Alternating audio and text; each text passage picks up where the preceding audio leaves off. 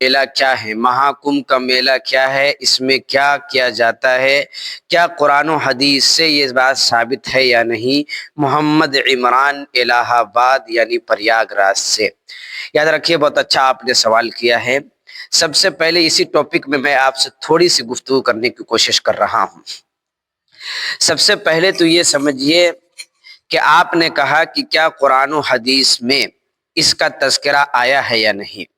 کیا قرآن و حدیث کے حساب سے مہاکمبھ کا میلہ جو لگتا ہے، جس میں تقریباً 40 کروڑ لوگ کہتے ہیں کہ انسانیت کا سب سے بڑا مجمع ہے یہ، تو کیا ایسی صورت میں قرآن و حدیث میں تو آیا ہوگا؟ یاد رکھیے، سب سے پہلے تو آپ یہ سمجھیے کہ قرآن اور حدیث اسی چیز کا حکم دیتا ہے جو اللہ نے جو بات کہی یا جو تہوار کو منانے کو کہا، قرآن اور حدیث اسی چیز کو کہتی ہے۔ قرآن اور حدیث میں مہاکمبھ کا تذکرہ کہیں نہیں ہے۔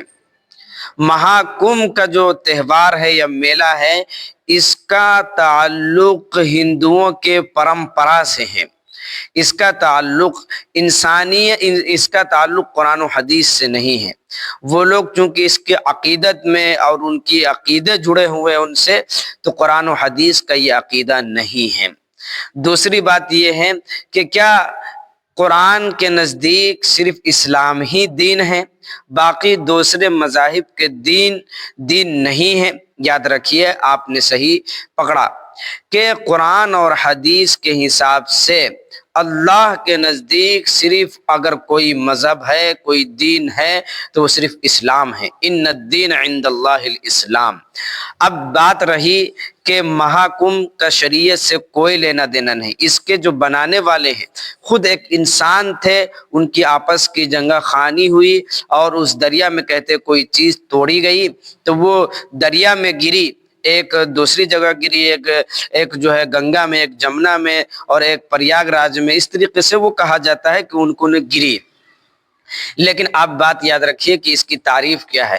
کہتے ہیں کہ یہ مہاکمبھ کا جو میلہ ہے وہ ہر 12 سال پر منایا جاتا ہے، ہر 12 سال پر منایا جاتا ہے، اور ہندوؤں کا عقیدہ ہے کہ اس کے کرنے سے ہمارے پاپ دھل جاتے ہیں، جتنے ہمارے گناہ ہوئے ہیں اس سے ہمارے دھل جاتے ہیں، اور کہتے ہیں کہ یہ تقریباً 45 دن کا ہوتا ہے، اور اس میں لوگ جاتے ہیں اور اس میں غسل کرتے ہیں۔ کہاں کہاں غسل کرتے ہیں؟ 4 جگہوں ان کے مقدس ہیں، گنگا ہے، جمنا ہے، اساتیری ہے اور سرسوتی ہے۔ یہ 4 ایسے دریا ہیں جن کو یہ لوگ اپنی ماں بھی مانتے ہیں، اور ان کے پاس جا کے 12 سال میں اپنے پاپ کو بھی دھلواتے ہیں۔ عقیدہ بنا ہوا ہے کہ ان میں نہانے سے زندگی کے سارے پاپ دھل جاتے ہیں اور روح کو سکون ملا کرتی ہیں۔ لہٰذا یہ انسانوں کا بنایا ہوا چیز ہے، اسلام سے اس کا کوئی لینا دینا نہیں۔